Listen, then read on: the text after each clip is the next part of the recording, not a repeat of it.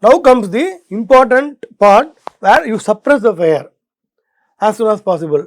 So please understand that the fire need not be fully extinguished. At least you suppress the fire so that you take the compartment fire. If the fire is suppressed, then we don't reach the flashover at all. There will be some damage, but the damage will not be very high. So fire suppression is very important. Okay, fire can be suppressed by considering the fire triangle: fuel, oxidation or oxygen, and heat. This triangle we know. So now in this fire triangle there are three components: fuel, oxidizer and the heat. If one of them ceases, then the fire can be suppressed. So the fire suppression involves methods to remove or significantly reduce. Completely removing may not be possible, so at least reduce the one of the components. Cool it so that the heat transfer reduces, or when the fuel is generated from a solid surface, some cover the surface or sprinkle water on that so that fuel will not be generated, and so on. Now the reaction between fuel and oxidizer is chemical reaction. That can also be suppressed. That is, if you add some components to this, the chemical reaction will be suppressed. If that is possible, then that is the fastest method to suppress the fire. So chemical inhibition, the chemical reaction being inhibited, is the fastest method. So let us consider the chemical reaction rate. This is basically kilomole or kg per meter cube second. Rate of the chemical reaction is kg per meter cube second. Omega dot triple dash, so per unit volume per second, can be written as some density, mixture density, mass fraction of fuel power some number n, mass fraction of the oxidizer power n, into exponent of minus EA by RT. This is the activation energy,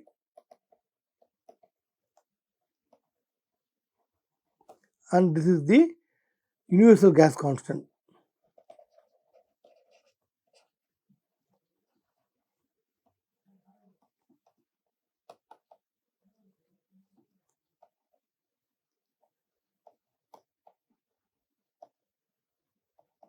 Okay. Now this, when you reduce the temperature, then the chemical reaction rate decreases. When you reduce the fuel concentration, then the chemical reaction rate reduces. When you reduce the oxygen concentration, then this reduces. So please understand that if you don't generate fuel, then fuel concentration reduces. If you block air supply to the flame zone, then this will reduce. Or if you add diluents to this or some other components which will participate in the chemical reaction in a different manner, then also this will, say for example, if I inject CO2 to this, then automatically the concentration of fuel and oxidation will reduce, so that the chemical reaction rate reduces. So there are three effects: thermal sink effect, oxidation displacement, chemical inhibition. Okay.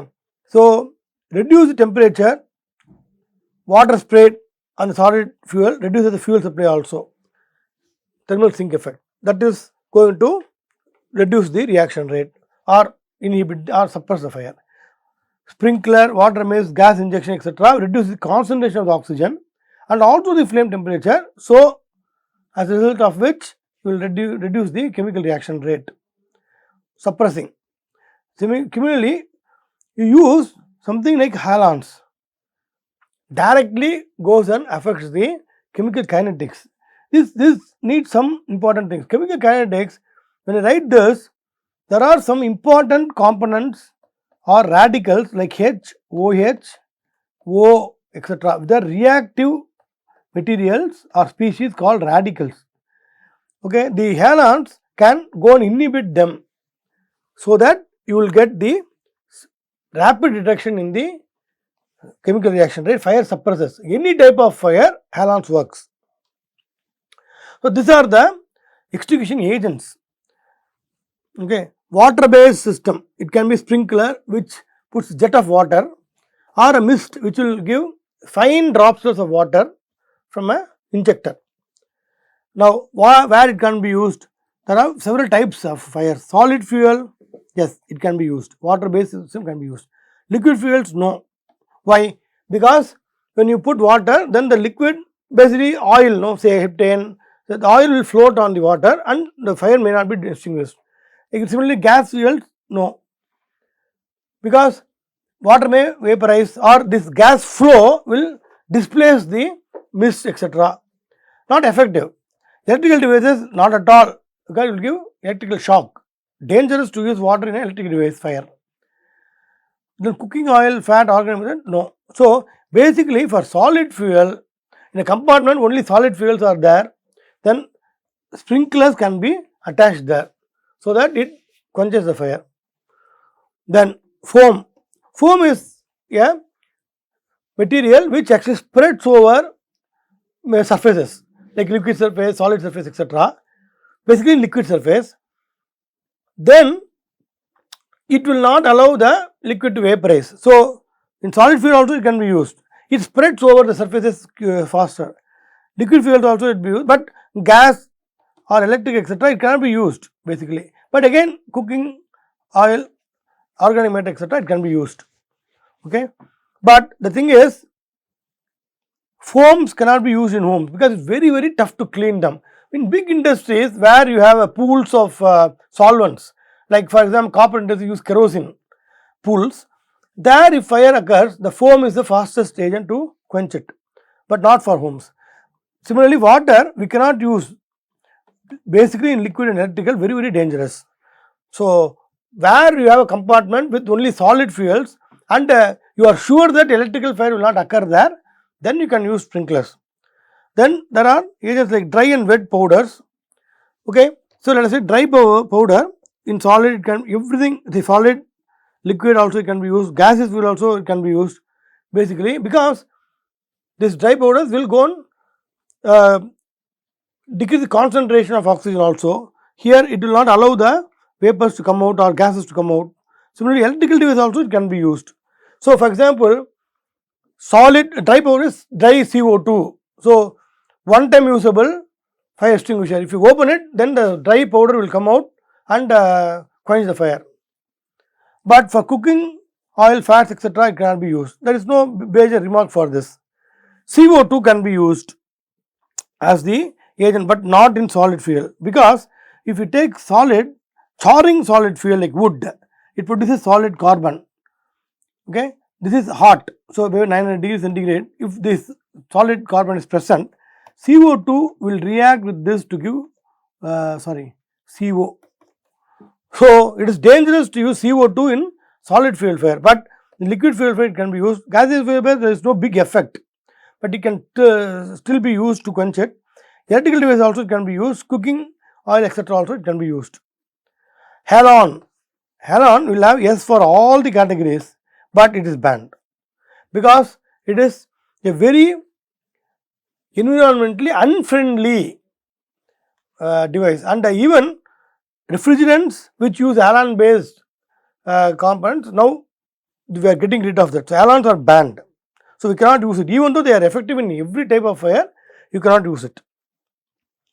So now let us talk about certain systems. Water based system. Basically, water based thermal sink effect is the primary. Reduction of temperature is what we achieve. Water will vaporize, so that is taking heat from the flame. Then water vapor generation and dilute, this water vapor can go to the mixture, dilute the fuel or and oxygen. So this also will act as oxygen displacement. Then water injected in solid fuel surface reduces pyrolysis. It cools also, so the temperature reducing below the pyrolysis temperature also. So fuel generation will not occur. Okay. Then surface temperature reduces, so surface reaction also will not occur in the charring fuel. Then if you use water mist system, it can be used to control fire. Okay, sprinkler system and difference is basically the sprinkler system is simple because it doesn't need any costlier high pressure injectors etc. It is low cost, low maintenance also, and but what a problem is it uses very high water discharge, 15 liters per minute, 15 liters per minute per square meter of the area covered. But water mists are very costly because it needs special type of injectors. High maintenance is required because you have to clean the injectors etc. High pressure systems are required as I told you, but it can impart high penetration. Okay, high surface to volume ratio, so much effective, and it also needs only very small discharge rate, 3 orders of magnitude lesser than the sprinkler. So it saves lot of water, but it will not be useful in all the things. You have to very carefully install it, very costly also. So now sprinkler system, water mist etc. are localized in a particular thing, but if you have a huge building fire, the firefighters use big hydrants. So where big water jets of say 2-inch, 3-inch diameter jets are used to quench the fire, which are of much larger scales. But the problem with water based system is you can quench the fire, but it become tedious to basically clean it. Okay, so that is important. And please understand electrical fires. So you have to first of all switch off the electricity when fire occurs. Automatically there will be control. When fire occurs, the electricity will be switched off. Then you can use this to save the structure. Now let us see what are the important expectations from the sprinklers. Sprinkler need not quench the fire. If you have a sprinkler in the room, it need not quench the fire always. Based upon its capacity, it may increase the time taken to cause the flashover. That is important for us. Flashover, rapid heat release occurs and steady fluid fire occurs after that. So that will be avoided. Then decreases the concentration of emissions because of water vapor production. So HCN, CO etc. the concentration of this will be reduced. Room temperature will be reduced. It will push the smoke layer down so that it will dilute the oxygen, slows down the fire growth. Then it may also carry or dissolve the soot particles so that the visibility may be improved. So these are important expectations, and sprinklers will be able to do that. So how we do design the sprinklers is again based upon standards. It's called NFPA 13 standard. So first of all, for that I will identify the fuel load and the water which is required. So for example, I told you here 15 liters per minute per square meter, something like that I have to estimate from the standard based upon the fuel load, correct? Then that will be the, so this much water quantity should be fed when the sprinkler is activated. Then the purpose of the building, okay, what is the purpose, who are all there, what are the commodities kept in the room etc. Based upon that the sprinkler type will be chosen. The sprinkler density, that is water flow rate per unit area, as I told you, 15 liters per minute per unit area. Placement, where it should be placed. Say for example, the fire where it can be triggered, very near to that it should be placed. Then pumps, pipes, valves etc. has to be chosen. So these are the basis of the sprinkler design. Again, details are given in NFPA 13. Now please see this, how the sprinkler is activated. There is a water which can come in, but there is a fusible link. Okay, this is a detector also. Okay, so once the heat, so this is actually taken from Guion course of Professor Torero. Here you can see that first this fusible link should break. The fusible link breaks because of some heat transfer. Okay, and it breaks. Then you can see that sprinkler is activated. The water starts flow in. The control circuit, that will start the water to flow in, and now you can see very big jet of water will come, and this is a deflector. So water coming in, it will be deflected away like this. So this is the way the sprinkler works. So activation of the sprinkler occurs when the fusible link fails or melts, okay, a eutectic type of material, because of the heat transfer from the flame, this will melt. Once this melts, then it allows the water flow. Then you see that within a small interval of time, the steady flow rate of water comes in, and this deflector will deflect the water. So, it will cover a particular area, the sprinkler will cover a particular area. So, based upon the area, you should put multiple sprinklers. So, the heat release rate at activation of the sprinkler, again taken from the Gion course, the water flow density liter per minute per meter square. Okay. So, you can see that this goes like this. Several experimental data also comes here. This goes like this. When the water flow rate is density is low, below which if there is a heat release rate, then we have control. Above this, if we go, there will be no control.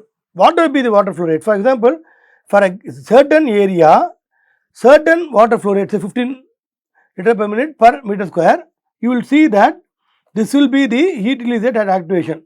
If this heat release comes, then only it will be activated. So, below this we will have control. If this goes above, then we will not have control. So, this is performance of the sprinkler, which you have to understand. Then going into some other details. For example, if A0 is the area of the building or compartment covered by the sprinklers, so how to choose number of sprinklers, and the sprinkler density, which is the water flow density in liter per minute per meter square. Okay, V dot double dash critical, that is what is the total water flow rate in liter per minute is calculated as meters cube per second. V dot critical equal to A naught into V dot double dash by V dash at the critical. Critical means what? When it activates, when the sprinkler activates. So, sprinkler density is one of the characteristic, which is nothing but the water flow rate per unit area, that is liter per minute meter square. Okay. So, that into area will give liter per minute or meter cube per second, whatever, or liter per minute, LPM. So, now if water flow rate in liter per minute through one sprinkler is say V dot S, then the number of sprinklers required in the given area can be estimated as N equal to the total critical water flow required divided by what is the water flow rate through one sprinkler. So, amount of water required, the total amount of water required is estimated using fire load. So, for extinguishing so much, if considering this, if all the hazardous materials in the room or compartment is going to burn, what will be the fire load, the heat release rate, based upon that this is chosen. Volumetric flow rate of water through one sprinkler can be actually calculated using what is called a K factor into delta P. Okay, this is again available. K factor is available in standard tables. Delta P is the pressure drop. So, I can calculate this. So, for a given sprinkler, there will be a K factor, and I will calculate a delta P based upon what is the volumetric flow rate of water required through one sprinkler. Now, coming to foams. So, water based systems, sprinkler we have seen in detail, which is commonly used. Mist is not now commonly used because it is now under research.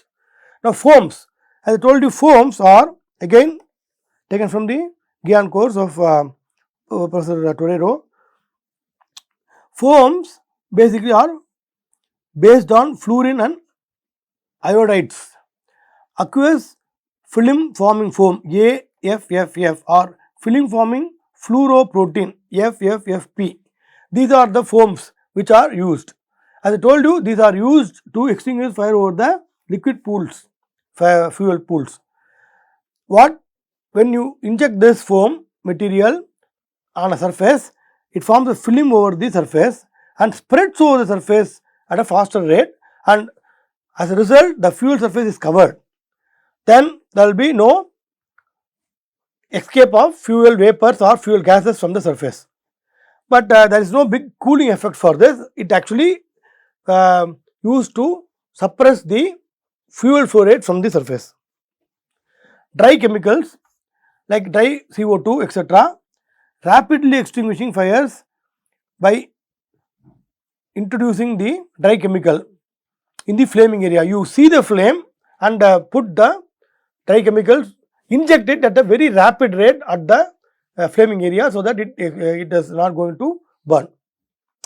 Normally it comes in a portable cylinder, where if you trigger it, it will discharge the powder at a very huge rate in one time. Then you have to recharge it, and these portable cylinders have to be maintained. It will have some expiry. After a certain period of time, we have to refill it. Basically, the dry chemical, if it is halogen based, then it will straightly act as a chemical inhibitor, but it is banned. Or if you have say CO2 type of dry CO2 etc., then it will only act as a thermal thing, but the huge flow rate of that rapidly put over the fire will extinguish the fire for sure. Okay, but these can be corrosive, but it need not be toxic. Commonly used contain sodium bicarbonate, potassium bicarbonate, urea potassium bicarbonate etc. Okay, again like in water, the cleaning process after using this will be very tedious. You can see that it will be it may also spoil the cleanliness. For example, it may also distort the small structures which is present when you use this. Then carbon dioxide, gaseous carbon dioxide, normally used in kitchen fires.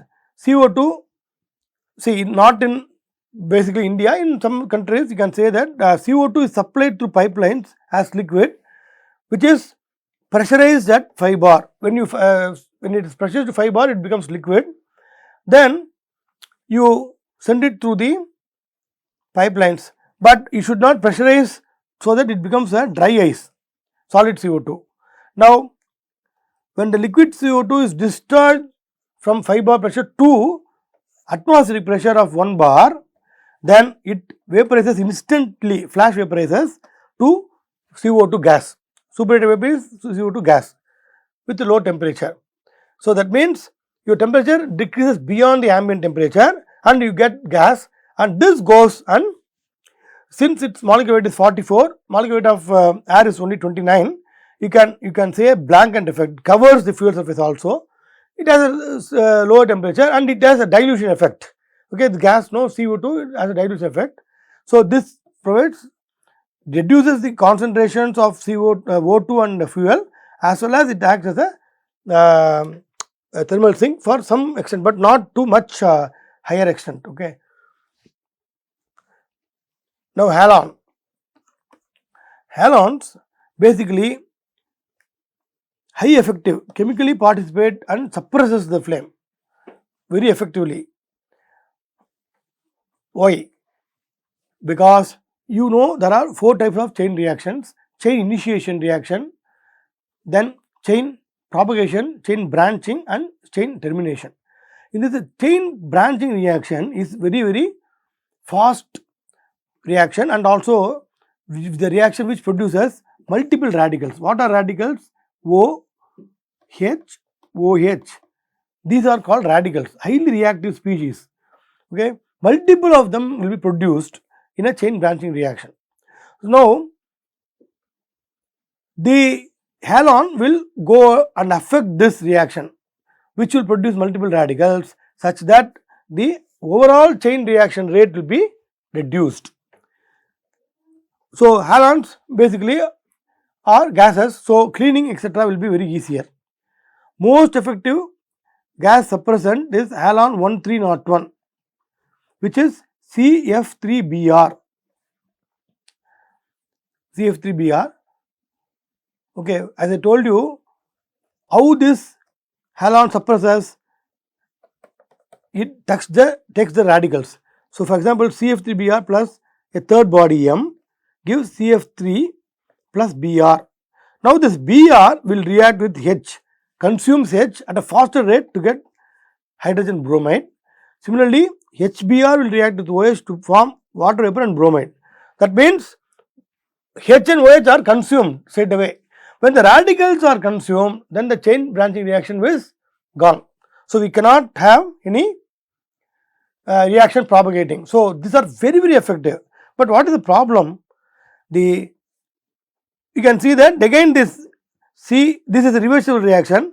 This Br can combine with CF3 to form CF3Br. So, this Br or CF3 going into the atmosphere is the problem. They are these compounds released to the atmosphere splits and releases Br when subjected to UV radiation.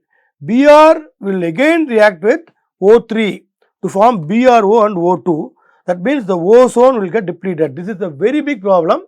So that the Montreal Protocol has banned the manufacturing and usage of halon, which is also used in some refrigerants. Okay. So, this finishes the course, and we will see some case studies. Here we will see two case studies.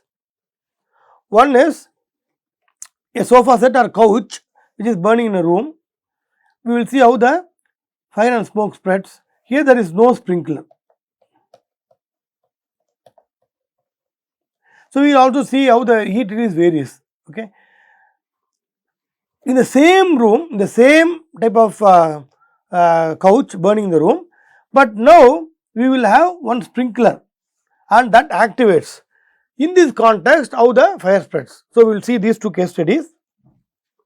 First one is this room has a height of 2.4 meters and there is no other ventilation, but the front wall is not there. The smoke can easily come out of the front wall. This is kept at a center. This is a couch sofa is kept at the center, and this couch is made up of fabric material and foam material. Fabric material has a thickness of 0.5 mm and foam material has a thickness of about 100 mm. Basically, we can say the foam is polyurethane. Fabric burns very fast, then the foam is consumed. This is polyurethane. So, it is a non-charring type of fuel, we can say. The fire release temperature of this is in around the range of 210 to 300 for fabric and 240 to 320 for foam. Heat of fire release is also given, it is kilojoule per kg. Then